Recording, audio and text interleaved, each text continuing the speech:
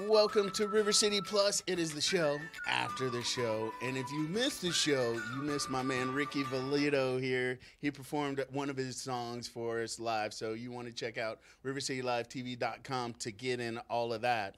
And because had everybody in the studio like, okay, we feel it. So Ricky is originally from Miami, has moved to Nashville, and he's on his way down to Cutler Bay to play at Sandbar tomorrow. But he just like, hey man, I'm coming through Jacksonville. Can I stop through and say hi? And we're like, sure. And now I'm like, oh, I'm glad we did. So man, thanks for hanging out with Rance, us. thanks for having me. Oh It's an man, honor to be here with you and great meeting you. oh you as well, man. So we talked a little bit about your background on the show, but let's get a little deeper. You started playing guitar at 8, and it was just guitar, music, and then how did you evolve from there? Well, the guitar was the first thing. I mean, the guitar really introduced Might me eat to the mic a yeah. little bit. The guitar really influenced me to continue looking and listening to records. And my grandparents had these old records laying out of the house.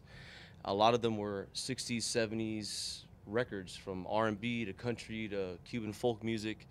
And I would listen to these things, and what attracted me to country music was the songwriting, the storytelling, and how you could kind of develop your own style within the genre. So I think that's one of the main things that attracted me to songwriting, live performance, and now this country music career. So, in case you missed it, buried the lead, he is a country music artist, and I was pulling some video, and so you're seeing some of his music videos there that are actually like real videos that have like a plot and a storyline, and he plays different characters and does different looks. But you're 27, and but as I was listening to your music, I was like, this isn't the country that I'm hearing on the radio. You're kind of a throwback to some degree, and an old soul with your presentation. How did you come about that? I think being a fan of music, listening to other genres, not just country. I think I fell in love with rock, R&B, blues, different styles within country, because country gets stereotyped of being one thing, but there's so many layers, so many different versions of the genre that is represented. I think that kind of mixed in with my kind of old soul, and I think it's a hybrid of a lot of those things, my style.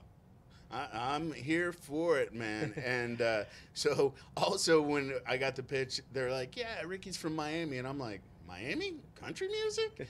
And we were talking about your Latin heritage and how as you got started playing, it was kind of like a little bit of a barrier when you hit certain venues. They're like, what are we going to hear? Absolutely. I don't think there's many Latino country music artists. I'm sure there's been throughout history, but from my knowledge, in Miami, I'm the first Cuban American country music artist in this style, of music. And just growing into the genre that I'm doing, a lot of the times when I would start playing these clubs or these bars, it was mostly like, okay, we only want a certain type of thing, Yeah. like covers or rock. So I would sort of disguise myself and say, yes, I'll do that. And then I would just bust out with like Johnny Cash and Merle Haggard. And I kind of got my foot in the door that way, Rance. Just kind of being stubborn in my styling and my vision of what I wanted to do.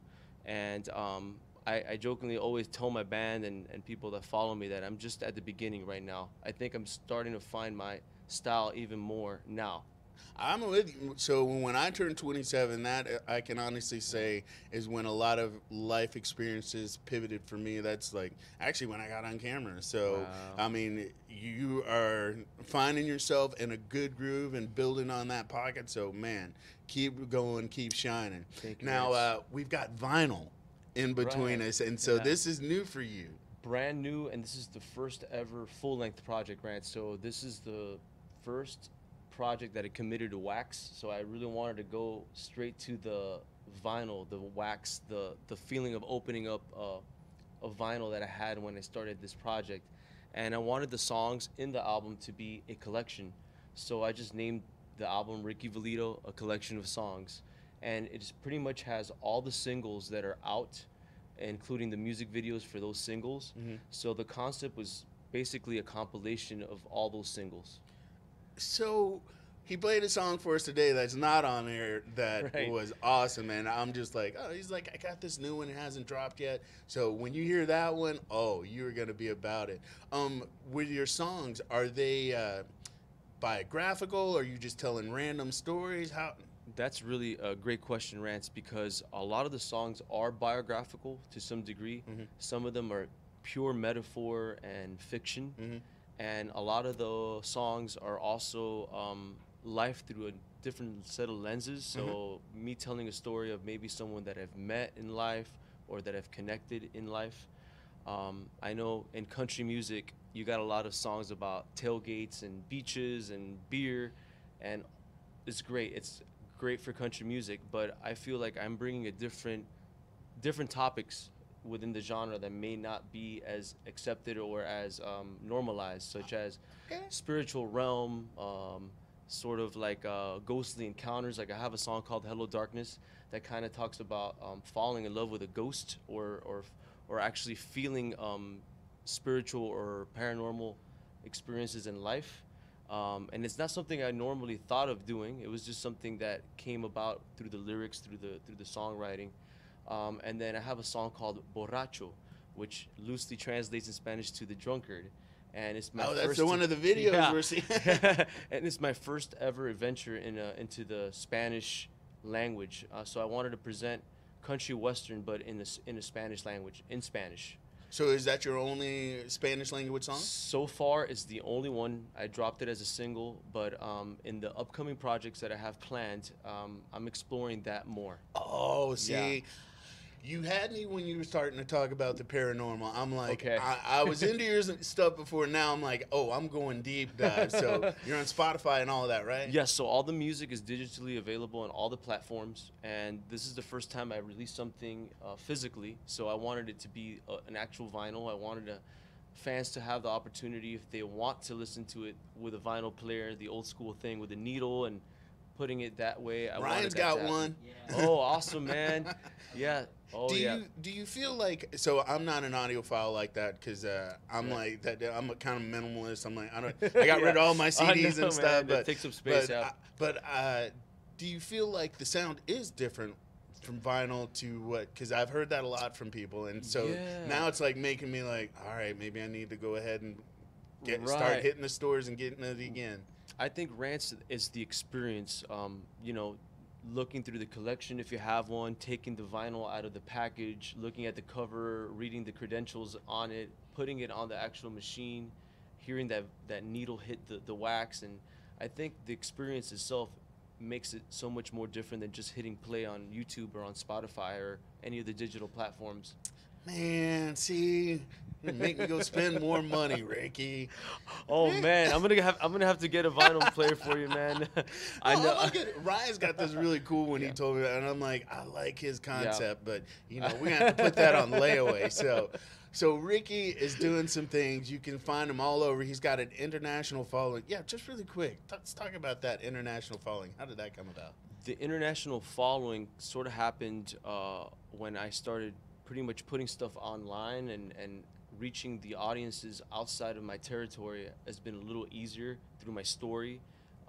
Especially the song Borracho has reached Latin audiences, maybe in South America, Mexico. Believe it or not, I also have fans in Europe that have been digging into the songs, into the music, and they've reached out through social media. They've posted, the songs that they've been listening to. So gradually it's been happening, and it happened a lot quicker than I thought. I really didn't think that people would find out about my music. I don't know if it has to deal with the styling or the songwriting or everything, but I'm just really grateful that people outside of my range are grabbing in a listen to the stuff. So I'm going to tell you all this now. Catch Ricky before he hits like the really big time. Oh, man. And he starts hitting all the big venues and he's opening for the big names and stuff like that. And then he has his own tour. But I am super excited. I'm not going to make it to Cutler Bay. I got some other plans. But next time you're close by, I'm definitely going to make an effort to come track you down and check you out. Thank you, Rance. And I'll be like, hey, I knew you. Come on, Rance, let's hang out, man. All right, so if people want to catch you on socials, go ahead and plug it so they can find you. So the best way to find me, rickyvalido.com. That's RICKYVALIDO.com. All my social media handles are there: YouTube, Spotify, Pandora, etc. Everything's on there, and you can check out my tour dates and all the different developments happening within my trajectory there. Man, good luck to you. Thank you, Break a Rance. leg tomorrow, and I look forward to seeing your evolution and growth. And I can always say we saw him here on River City Live first. So you know the drill. You guys have a great weekend. We'll see you tomorrow at 10:15 for River City Plus. 9:30, Jan will be back with me for River City Live.